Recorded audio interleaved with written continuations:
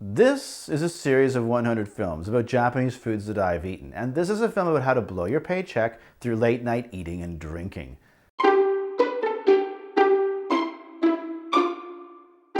One of the concepts of Japanese culture that's become popular in the larger English-speaking cities is the izakaya. Basically, izakaya is a word that means drinking hall, like a tavern. What's important about izakaya is that they are not technically a bar. The best way I would describe it is something between a bar and a restaurant. When you go to a bar in Japan, which are rare, they typically don't have any kind of food. More often you'll find a snack bar where you can pay an hourly fee for a girl to talk to you. And there are a few Irish-style pubs. Lots of bars are ridiculously fancy with bow tie clad attendants. They pour expensive whiskey. Not the kind of thing you visit every weekend. Kazoku. But with izakaya, the atmosphere is much less pretentious. You drink beer and cocktails, and you eat a little side dishes you share with other people at your table. If you work in Japan, you'll have to go with your coworkers at some point to an izakaya. I spent quite a few hours at one of the cheaper izakayas called Kane no Kin. Now, I didn't even know what it was called back in the day, but 10 years ago I called it the $2.99 izakaya because everything on the menu was 299 yen, roughly $3 or so. So every time you ordered a drink or a dish, they all cost the same amount of money. They just changed the portion sizes to make sure they made a profit. And most izakaya are open till 5 a.m. every day. In fact, there was an izakaya across the street from my work headquarters in Shinjuku called Yamato's. It never closed, like never. Like they'd hired Chinese people who didn't care about New Year's or Christmas. And when a bar closes in Japan, if it does, it's quite late compared to a lot of places in the English-speaking world. And they don't turn the lights on. All of a sudden, the staff start cleaning the tables, making sure you know, hey, we're closing soon. Kazoku. Another important thing is that Japanese people think it's unhealthy to be boozing without eating. So to help you when you order food, I made a list, and my list is called my top 8 izakaya foods. Number 8, udon Alfredo. Yeah, that's right, they took the udon noodles and they put them in an Alfredo sauce just like pasta.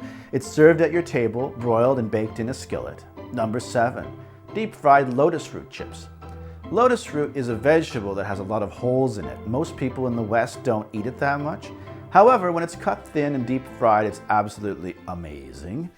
And these chips, they're tasty and much more filling than potato chips. Number 6, salmon sashimi. Yes, that's right, the thing you've been eating all the time at sushi restaurants. Well, it's not that popular in Japan. In fact, the only place I ever ordered it was at izakayas. Most have raw salmon slices, and they may even have tuna as well, usually served on a bed of grated daikon. Number 5, tomato salad. Izakaya do a few different salads, but the basic one they all sell was the tomato salad, usually served with fresh mozzarella cheese and basil, again imported from Italy, and it makes a nice break from all the deep-fried foods. Number 4, ehire. This is hard to describe. It's chewy, like a savory fruit roll-up, except it's a little bit tougher and almost like the seafood version of beef jerky. It comes with mayonnaise and it's made of stingray. So there you go. Number 3, dashimaki tamago with sweet soy sauce and grated daikon. There's an old saying that eggs are very good to lessen the bad effects of alcohol. People used to actually eat a raw egg when they were hungover. Just watch Paul Newman in The Verdict. Well, even if you eat it when you're still drinking, it helps. This is a kind of square egg, and the sauce it's served with is sweets, and it wouldn't be out of place on French toast.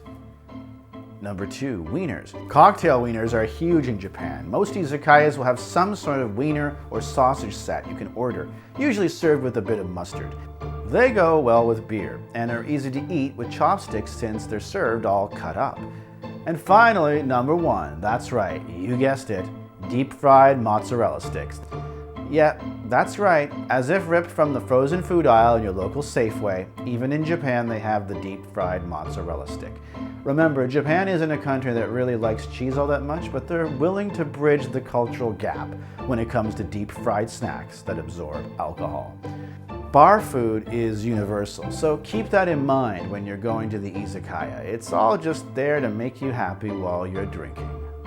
The word of the day. The word of the day is kazoku. It means family in Japanese. Useful when you want to talk about what your mom makes for you at home. As always, feel free to watch this film 10 more times and repeat along with me.